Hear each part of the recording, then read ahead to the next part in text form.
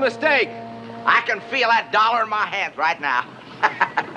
Game ain't over yet, Esky. Oh, I don't know. I kind of feel good enough about it to raise that bet, say, to $5. How does that hit you? Go ahead. Take it. No, all right. $5 yes. That's it. Clear out. Clear out.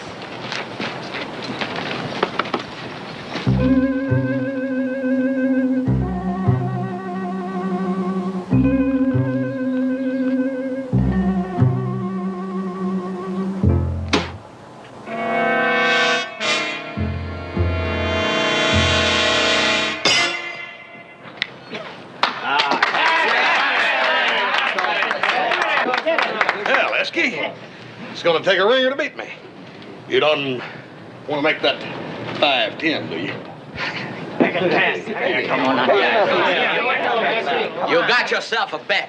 Now just kind of stand back and I'm going to show you what a $10 horseshoe looks like when it's being thrown.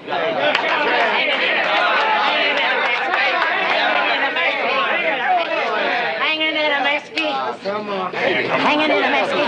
Hanging in a mesquite. All right, quiet now, boss. Keep it down. Don't make me nervous.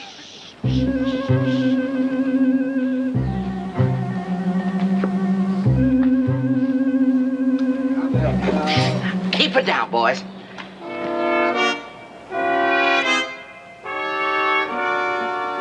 My true love is a blue-eyed daisy.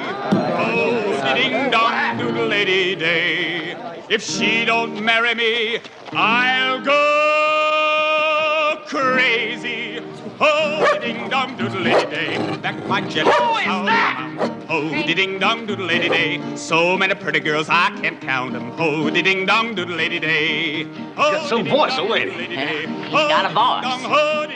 Well, I'm going to take that voice and I'm going to cram it right down his dirty throat. Esky, wait a minute. My true love is a sunburned daisy. Ho-de-ding-dong, doodle-lady-day. She won't work and I'm too lazy. Ho-de-ding-dong, doodle-lady-day. Ho-de-ding-dong, ho-de-ding-dong, ho-de-ding-dong, doodle-lady-day. Yeah, that's all. I'll take him. Now let's go.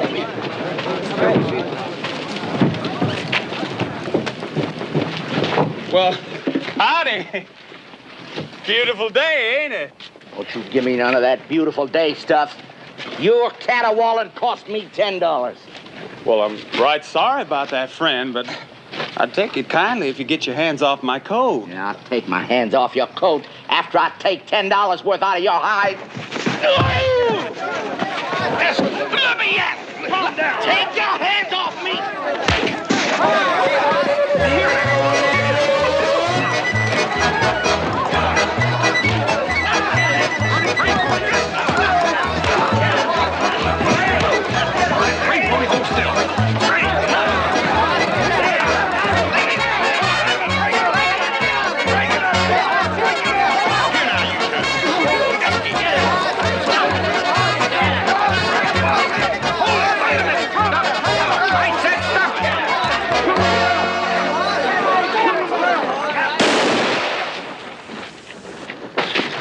Now what's going on? I declare it's enough to drive a man out of his mind. I spend 50% of my time chasing illegal whiskey makers and 50% of my time arresting them that drinks it. Roy, we ain't had a drop. I don't care whether you had a drop or whether you didn't. You're still acting like you did. Now I got a place to cool you off. You come on down to that jail. But, Roy! Come on.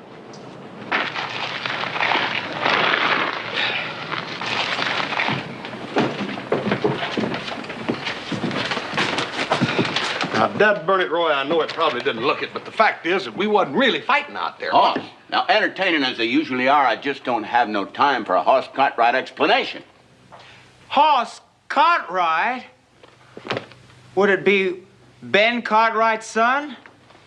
Well, yeah. Well, second cousin Hoss. Shake hands with your second cousin Muley. Cousin Muley? Muley Jones.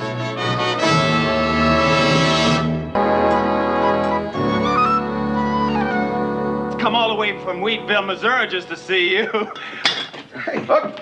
Now, wait a minute, Roy. You hear that? This feller claims he's a second cousin of mine. Look, Hoss, I don't care if this is your favorite Aunt Bertha. There's a $10 fine for each one of you boys for street fighting, and you're either going to pay it or I'm going to lock you up in that pokey one. Now, which is it going to be? Well, looks like this little family reunion just cost me $30.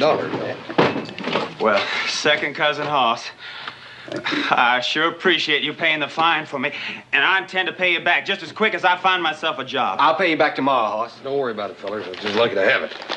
Fact is, I'd have probably lost it to old Esky in that dadburn horseshoe game anyhow. Oh, Paul! They said I'd find you here. I want to introduce you. And they also said that you and Brave Pony had been brawling in the streets. It's all right, man. Now, Hoss has paid their fines and they're free to go, and it's a good thing because I've just been busier than a bird dog hunting that illegal whiskey maker. Why, that number he keeps bouncing that moonshining equipment of his around this territory worse than a kangaroo. Well, boys, I'll leave it with you. Now, Chief Whitebeard and I do everything in our power to make a good impression, and what happens? The very day the new Indian agent arrives in town from Washington, my son and the chief's son are caught fighting in public. Hoss was not to blame, Mr. I don't care who's to blame. Suppose he'd seen you two fighting in public. You know how much depends on this report he's going to be turning in.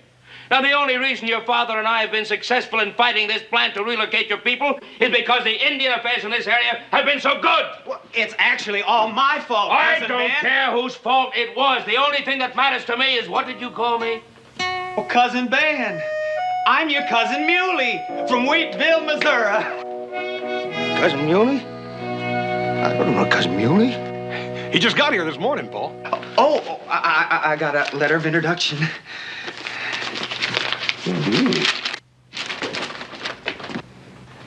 Ben Cartwright, this is to introduce Muley Jones, who is the son of Rebecca Jones from the Larson side of the family. He's working his way to California. Any help you can give him will be appreciated. Signed, Ole Jensen. Now, Paul, I've heard you mention that name before. You sure have, Ole Jensen. By God, you remember me telling you he could pick me up by the seat of my pants with one hand? Yeah. Still alive. How old is he? Must be about 80 years old now. 81 come next October, and he can still do an honest day's work in the field. Well, I'm sure happy to hear that he's in such good health. Here, Ole Johnson. You're Rebecca Jones's boy. Well, I'm sure happy to meet you, Cousin Muley. Now, you're going to stay at the Ponderosa with us. Well, thank you kindly, Cousin Ben. And I'm sure looking forward to meeting up with second cousin Adam and second cousin Joe. Well, you're sure going to meet him as soon as he gets back from delivering that herd of beef out at Camp Meade. Oh, Cousin Ben, I'm sure plumb sorry for causing all that ruckus around here this morning. Oh, I guess it wouldn't have made too much difference to me if it hadn't been for the... Been having a little bit of trouble with the Department of Indian Affairs, and what with this new agent, this Mr. Thornbridge coming out, I just didn't want anything to happen to sort of upset the apple cart, so to speak. Paul, what sort of fellow is this new agent, anyhow? Well, I don't know. I'm just going over to the hotel to meet him. Now, look, I'm fixing to take Mr. Thornbridge out to the Ponderosa. We have some supper tonight. See? I want you to be in your best behavior. Oh, yes, sir. And, Red Pony. I've invited your father to come out so they could meet, and I thought it would be good for them to get to know each other. Now, you come out with them. Yes. Now, why don't you show Muley around town? Sure. And then meet me at the hotel in about 30, 40 minutes. Fine, Paul. Good. Cousin Muley. Well, Muley, what'd you like to do first? Well, since I had that long, hot ride into town this morning, a nice, tall glass of beer would taste mighty appealing right now. Yeah, it's fine, Muley, but see... Don't let me hold you back, Hoss. I don't drink anyway. You two go on. Well, look, I'll see you at supper tonight. Sure. See you then. Oh, I hope I didn't hurt his feelings, second cousin Hoss. I forgot that Indians just ain't allowed to drink. No, it's all right. He's a good friend of mine. He understands. Look, let's me and you go get that beer. It ain't every day a man runs into a second cousin.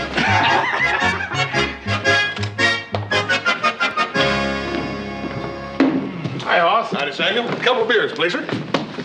Oh, now there's a... Let's go, Esky. Wait a minute, Esky, now calm down, calm down.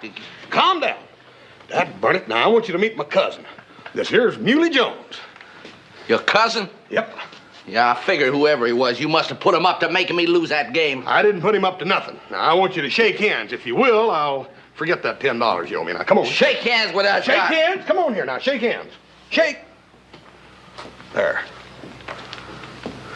You know, Hoss, I ought to make you give me that $10. I'd have won that game, sure. Yeah, I gave your $10 to Roy Coffey.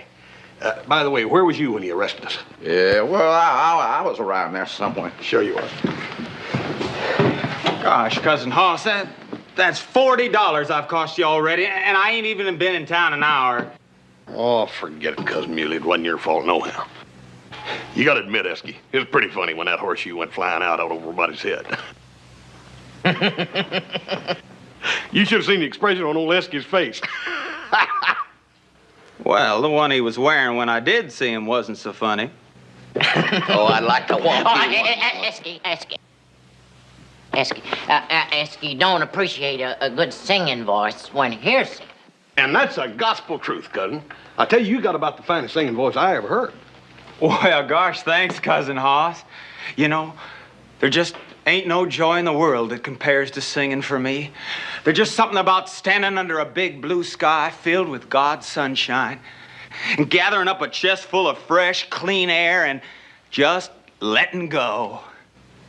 Well, thunderation, man. Let go of one right now. Oh, no, Cousin Hoss. Well, you see, that's part of the reason I had to leave Missouri. Well, the folks back there, they just didn't seem to appreciate my singing. Well, that just goes to show you how much they know about singing in Missouri. You're in Nevada now, so just cut loose with one. Just let out. Well, all right. Beautiful dreamer, out on the sea, mermaids are chanting the wild Lorelei. Over the streamlet, vapors are born, waiting to fade at the bright coming morn.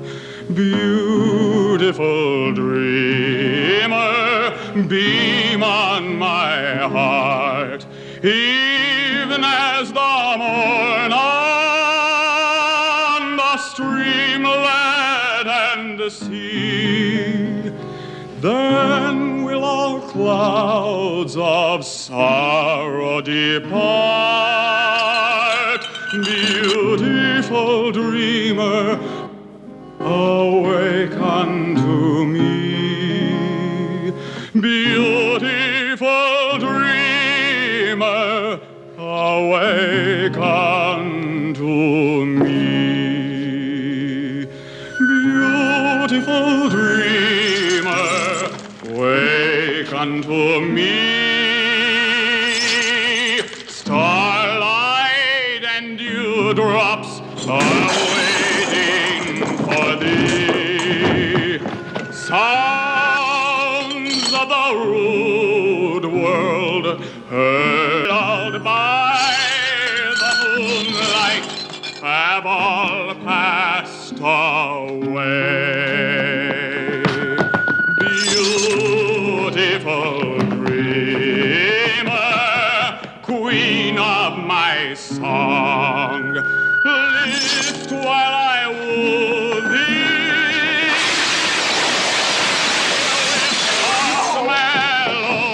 What happened?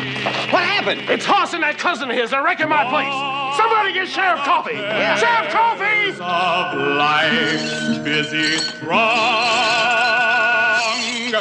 beautiful dreamer, awake unto me. Beautiful dreamer, awake. Shut him up, Hoss. Shut him up.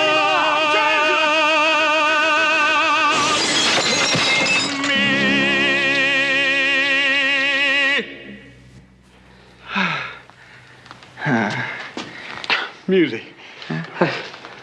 I tried to stop you before you wrecked the whole dang saloon. Oh, no. I did it again. Muley, is this the reason they didn't like your voice in Missouri? Uh-huh. Mr. Thornbridge, it surely is a personal privilege for me to welcome you here to Virginia City. Well, thank you, Mr. Cartwright, and I hope my visit is as pleasant as your greeting. Well, I'm sure it will be. I know that when you meet Chief White Bear and his people, Excuse me, sir. There seems to be some kind of a disturbance over there. Sheriff Coffee! Sheriff! Hey, Roy, what's happening? Somebody's busting up the saloon. Oh, Mr. Thornbridge, this is highly unusual here for Virginia City. We never have. Well, I wonder what causes it. Let's go take a look. Break it up here, I said! Did I say break it up? Oh. It's you three again, huh? Come on! Come on! Roy. Go on, you know the way. Hey, you go on, right down there. Come on.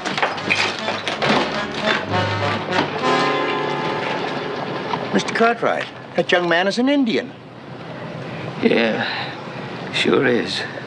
What is he doing in a saloon? Well, I don't know. It's most unusual, Mr. Thornbridge. Brave Pony's a fine, upstanding young man. He's... Brave Pony, the chief's son. Oh, this is going to look terrible in my report. One mirror, $50. Two windows, $20. Glassware, $70. Liquor stock, $200. Miscellaneous breakage, $50. Public disorder fine, $10 apiece, for a grand total of $420. And what kind of an explanation do I get? That Cousin Muley sang the place into a shambles. Paul, he'll hear you. And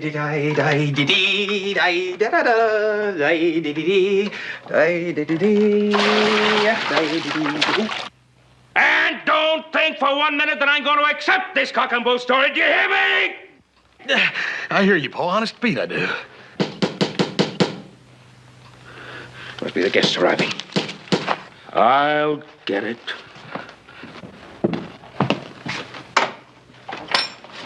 Chief White Bear, welcome once again to my home. And Cartwright, I am honored to be your guest, my dear old friend. Thank you. Thank you. Brave Pony, good evening. Mr. Cartwright. Won't you please come in and sit with us? Now go your ho. Chief White Bear. Please sit down. Ollie. I'm sorry Mr. Thornbridge isn't here yet, but he should be along shortly. I'm dreaming now of Hallie, sweet Hallie, sweet Hallie. I'm dreaming now of Hallie, and the thought of her is one that never dies. She's sleeping in the valley. I'm terribly ashamed of what my son, Brave Pony, told me about today. Oh, don't worry about that. It wasn't Brave Pony's fault. She lies. Oh,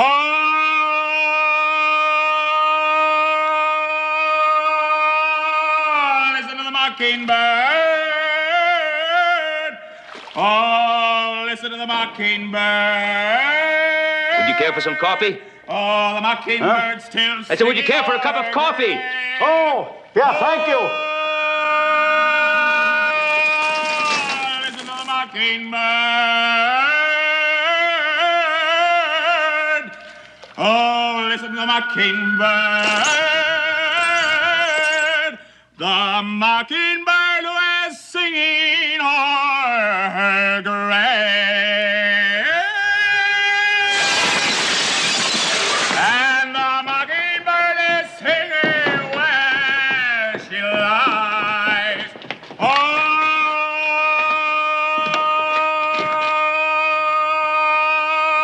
listen to the mockingbird. Did you see anything out there, White Bear?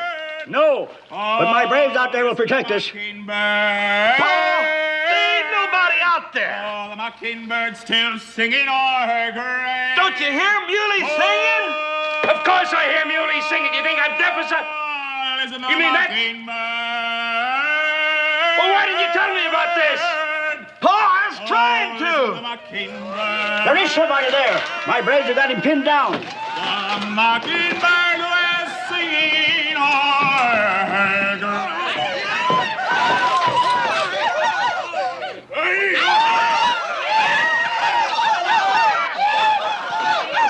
Oh, Mr. Cartwright, these savages have tried to kill me. I want to know the meaning of this outrage. Oh, Chief White Bear, this is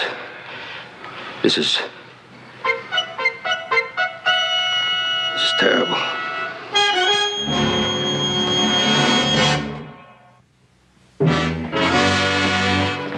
Aldrich, you must reconsider. You must stay for dinner. You must give us a chance to... Cartwright, I am in no mood for either dinner or explanations. Your cousin Muley, indeed. Mr. Aldrich, your report is going to affect the lives of over 200 people. Now, before you jump to any hasty conclusions, there are many facts of which you must be made aware concerning the Indian situation here. That is precisely why I made this investigation trip, to gain first-hand knowledge and experience of the situation. And I certainly have done that today. Mr. Thornbridge. Mr. Cartwright, my report will be based on what I see and what I hear myself, not on any amount of talk or persuasion from you or from anyone else. Now, if you don't mind, I would like to leave. Mr. Thornbridge, you must do me one favor. Please. Now, tomorrow when you've had a chance to have a little rest and things have calmed down, could we have another talk? Very well, if you wish. But I warn you right now, any further talk is useless. Now, goodbye. Thank you very much, Mr. Thornbridge. Thank you. Get out, boy.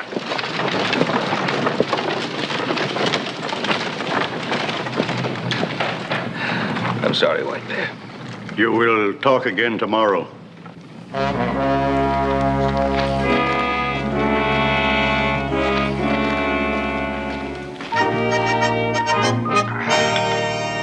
Well, Cousin Hoss, what are we going to do today?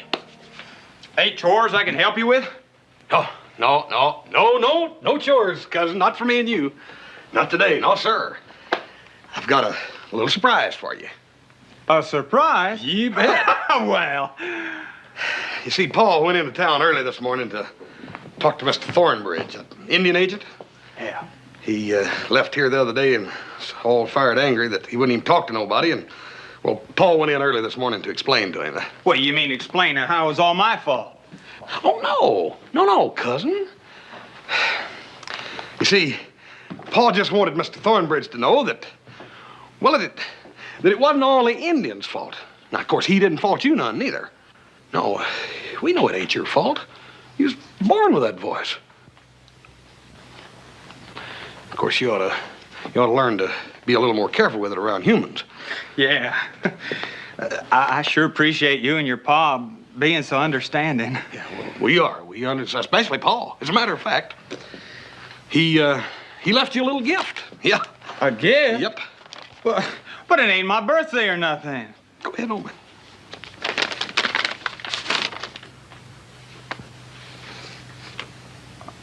I don't understand. Well, me and Paul was thinking about that letter that you brung with you from Ole Jensen wanting us to help you get on to California.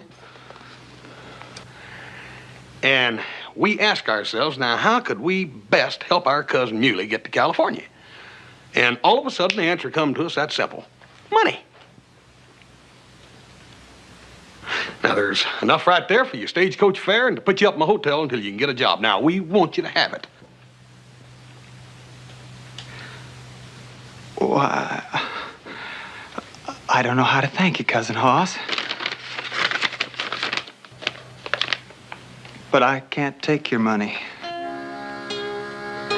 Well, I owe you already for a lot of damage I've done. Well, I better get my things together and get going. Wait a minute. Where are you going? Oh, San Francisco.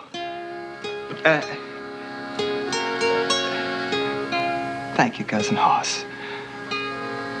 More than I can say.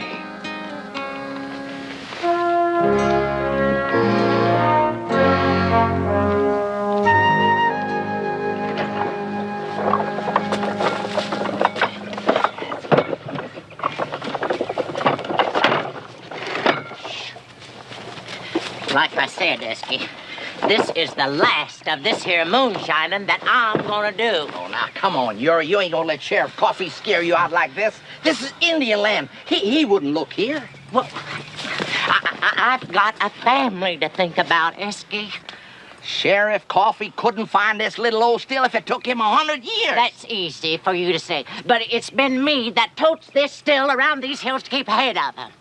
Now, that's the deal we made, wasn't it, Yuri? You make the whiskey and I sell it. I say, let's get out while the getting is good. I wasn't going to tell you this, Yuri, until I actually got the money, but I made a deal. With Sam, the bartender, he's going to buy every drop of whiskey that we make at double the price. On account of Horse, Cartwright, and his cousin Muley busting up all his... Like fun, you's gonna tell. You's gonna sell these jugs at double and pay me the regular. I know you, Esky. What? I swear, Yuri, I don't know how you can look so clean and think so dirty. All right, so you know. Now, I gotta make this delivery. You get back there and get busy and make some more whiskey. No, I'm through. Right now. Double price or not. Now, hold on. This business is getting too risky. Well, that is the last time I team up with a yellow belly. Yellow belly. Now, hold on. Now, what are you doing there? Wait a minute. What are you doing? Ain't you forgot something, Esky? Well, forgot? Well, what are you talking about? Well, you haven't paid me for this last batch. I ain't? Well, I thought sure I did, Yuri. Oh, now, of course, you know, boy, I'm a little hard-pressed for cash now. I've heard this all before, Esky, and my heart still ain't breaking. Let's just unload this wagon of wait whiskey a minute. until you get some hard cash. I swear, you are the most nervous man I ever saw. Now, didn't I tell you about the deal with Sam? What's the matter? Don't you trust me? No. Hold on. Boss, sometimes, you make me so mad I could just spit.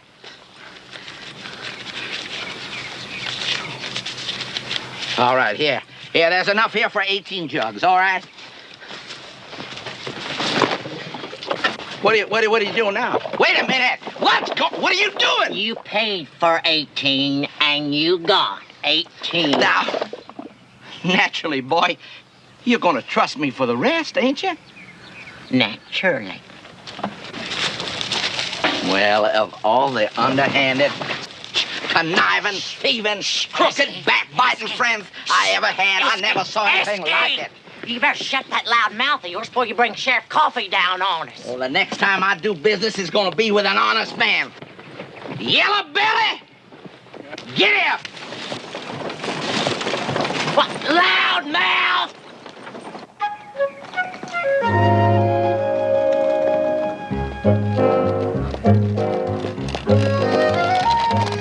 How much farther is it to their camp?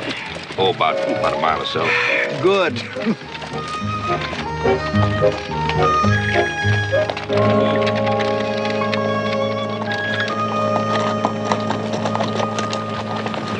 He agreed to have a friendly talk with the chief before he forms a final opinion, now that he knows why things happened the way they did. Well, good. I'm sure glad to hear that, Mr. Thornbridge. I try to be fair in all my decisions. Hoss, things go the way we planned?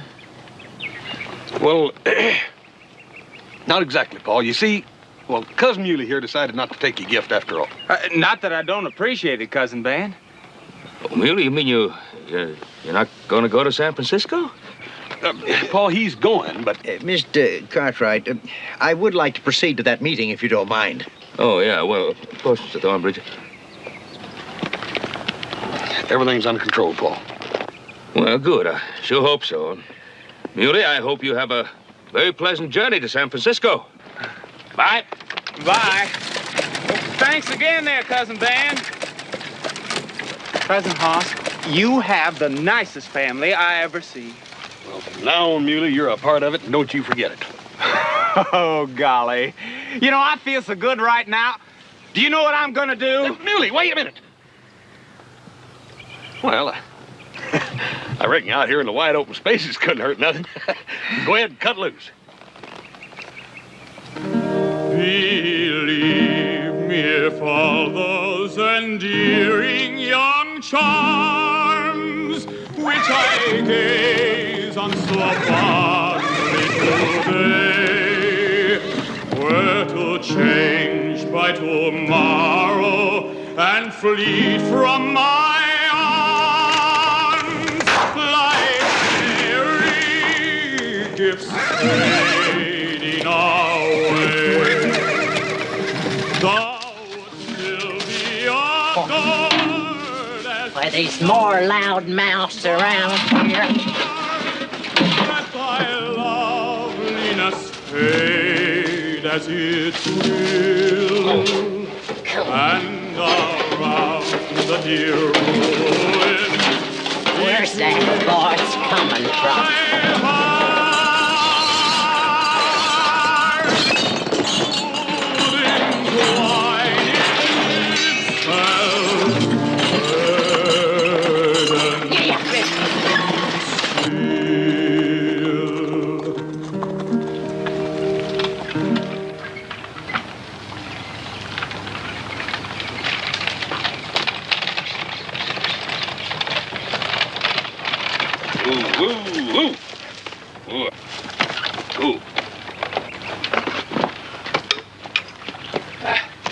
Chief White Bear?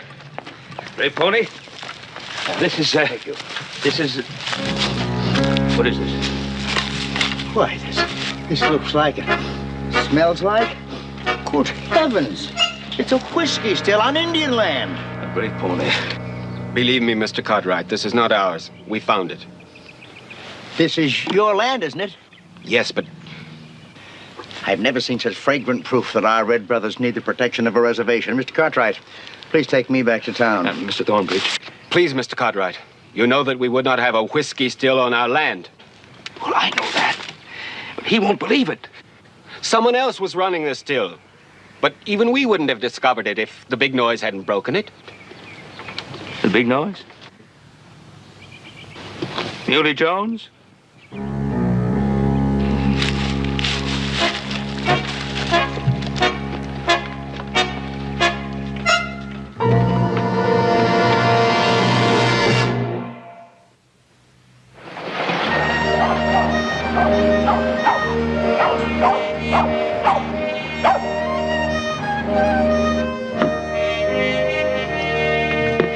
I'm warning you. You open your mouth just once, and I'm calling the sheriff. Now, calm down, Sam.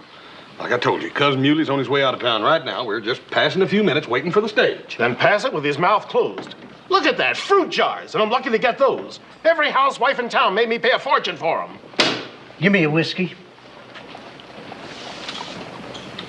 Give me a whiskey. Very funny. What's so funny about it? I just got to town and I'm thirsty. Look, stranger, the only thing I got to drink is beer. And I only got that because it comes in wooden kegs. I don't like beer, only whiskey. Then you better come on back later. I'm expecting a shipment any time now. For whiskey, I'll wait. Any time now. Already a shipment from San Francisco so soon? Never mind where I'm getting it from. You just see to it that your pa makes good for the damages in here so as I can pay for it. Hey, Cousin Hoss, there goes your pa now. Hey, what's he doing going up to the jail?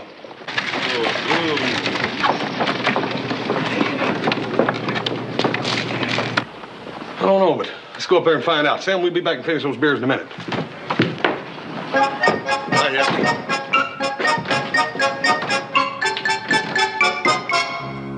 Right on Indian land, the smell of whiskey was overpowering. It's the most disgraceful thing I've ever seen. Well, now, how about that? Here I've been wearing myself thin just to chasing that whiskey still all over this territory. It never did occur to me to look on Indian land knowing Chief White Bear like I do. Oh, that's just the point, Roy. You and I know that Chief White Bear's people wouldn't do anything so foolish as make whiskey. Mr. Cartwright, I know what I saw. Hey, Paul, what's going on?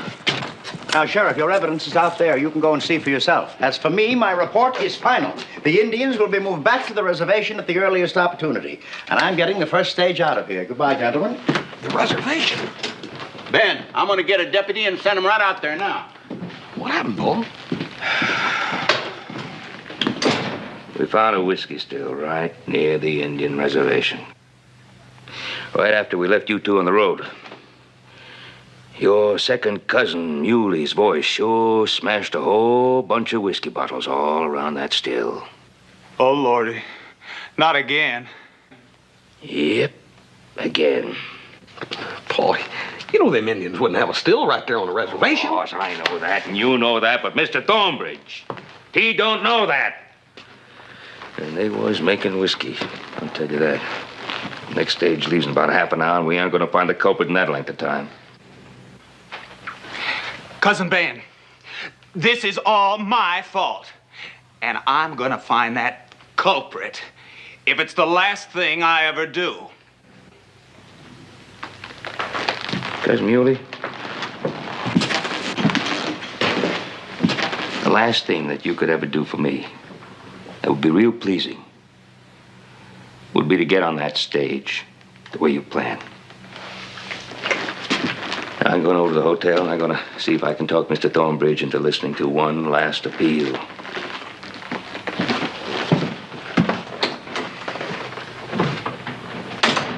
Cousin Hoss, I'm sorry. Oh, I know you are, Muley. That ain't gonna help Brave upon his tribe none, though. Look, why don't we go and finish that beer we started a while ago? Maybe we'll think of something, huh? Come on. Yeah. Hi, boys. Hey, Cousin Hoss. Does anything strike you peculiar about that fella? Esky? Everything about Esky strikes me as peculiar. Come on.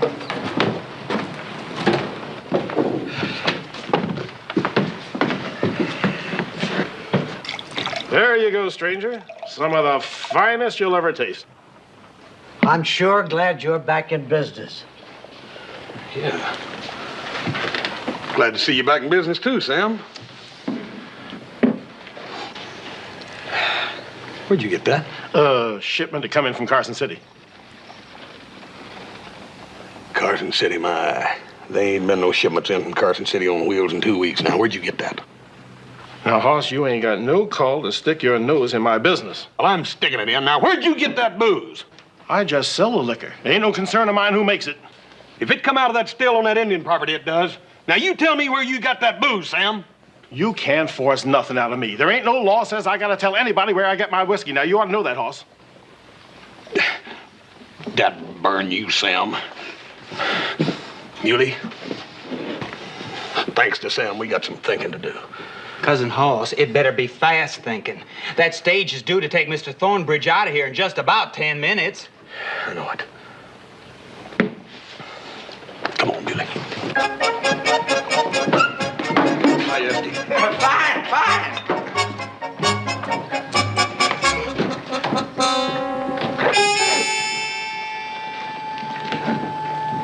He's wearing a mighty heavy coat for this sort of weather, don't it?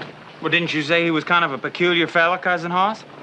Yeah, but that's mighty peculiar, even for Esky.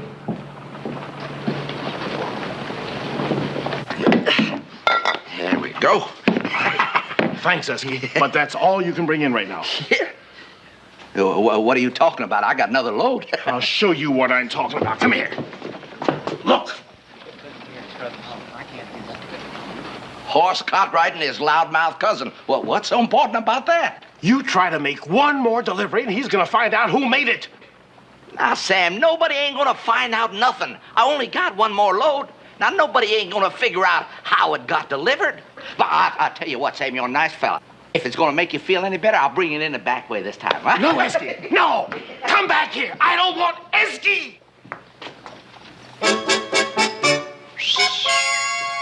Esky, come here! Esky! I'm gonna go on over to the hotel and try to keep Thornbridge from catching that stage. In the meantime, you get back over at the saloon and keep an eye on Esky and Sam, you hear? Right, Cousin Hoss.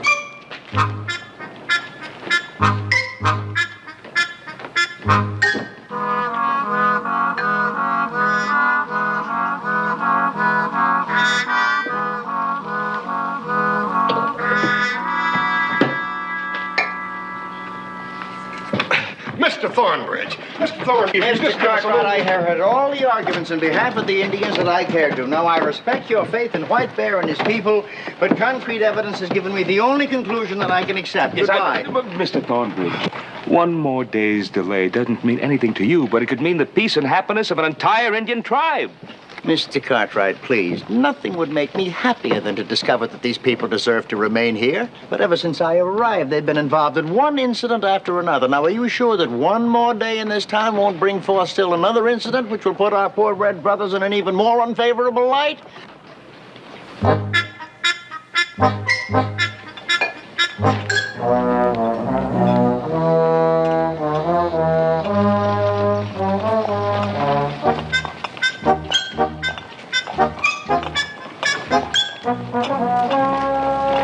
Stop! Hold it! Beautiful dreamer, come here to me. Your booze I'm breaking with loud melody. You'll be in jail before. Wait just a minute, Mr. Thornbridge. You got to hear this. This is for your benefit. For mine? Yeah. Come on. Hooch all over this town. You bootlegging dreamer.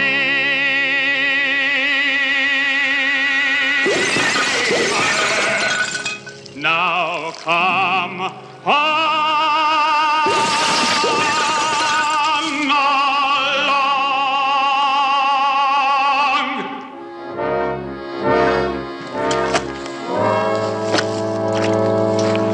What's going on, fellas? Yeah, what's going on, fellas? What do you got in here anyway? Well, how did those get in there? Well, Mr. Thornbridge, there's your proof. Proof? Well, that just shows the man was carrying whiskey. What does that got to do with Indians? All right, now, come on, you tell him, Esky. You tell him, or so help me. That's right, Ben. Now, look, mister.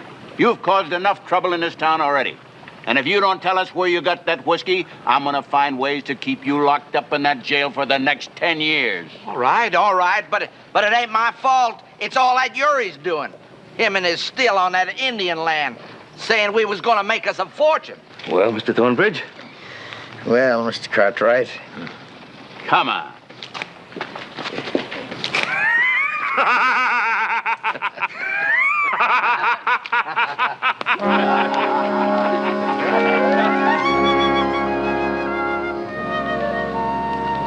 I assure you my report will be most eloquent on behalf of Chief White Bear and his people. A most remarkable voice. And I promise you to introduce him to people in San Francisco who might help him train it. Well, sure gosh, appreciate thanks. Cousin Muley, we're sure gonna miss you. Oh, thank you, second cousin Hoss. I'm gonna miss y'all. And cousin Ben? You're sure welcome here any time at all, Cousin Muley. Well, thank you kindly, cousin Ben. If I ever get my voice trained, I just might take you up on that. Well, you sure should. And I want you to know, I intend to pay you back every cent for everything I broke. Oh, that ain't necessary. I'm gonna send you $2 every month till it's all paid for. Well, if you feel like it, sure. Bye. Bye. Bye, Cousin Muley. Have a good trip. Take it easy, Muley.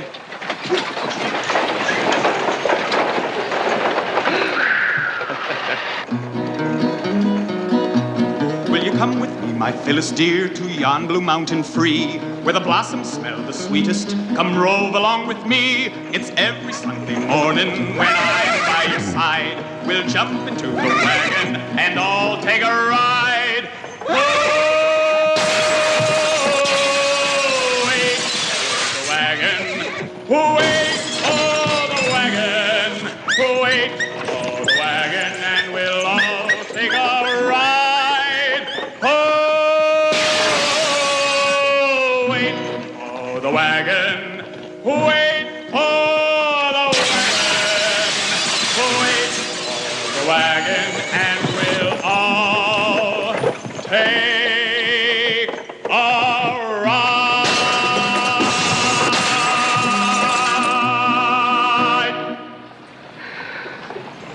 Well, Paul, the way I got it figured, that at $2 a month, he ought to be breaking even in about 150 years. If he gets out of town quick enough.